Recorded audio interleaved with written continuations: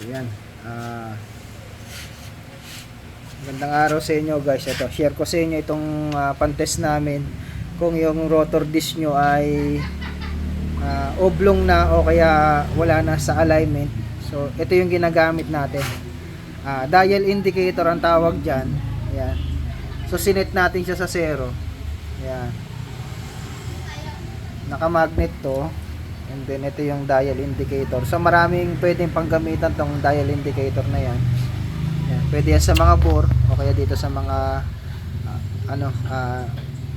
sa rotor disc. So ayan, 0 na siya, ikot mo ngayon. So kung mapapansin nyo, mahaba yung clearance nung ano.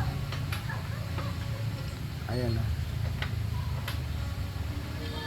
30 ilan 35 mm yung clearance. Ayan, dito yan sa left side. So check natin dun sa kabila, sa right side. So ito naman yung right side. Ayan, check natin. Ayan, nakaset tayo sa 0, ikot mo. Ayan. Oh, yes, ikot pa. 11 mm lang yung difference. Ayan. Oh. So, ibig sabihin, okay itong rotor disc na to. Hindi siya oblong. Ayan. So, ito may history ng nireplace na yung rotor disc. Kaya ito, advisable na to na palitan. So, hindi na pwedeng i-replace yan. Ayan, okay, kitang-kita.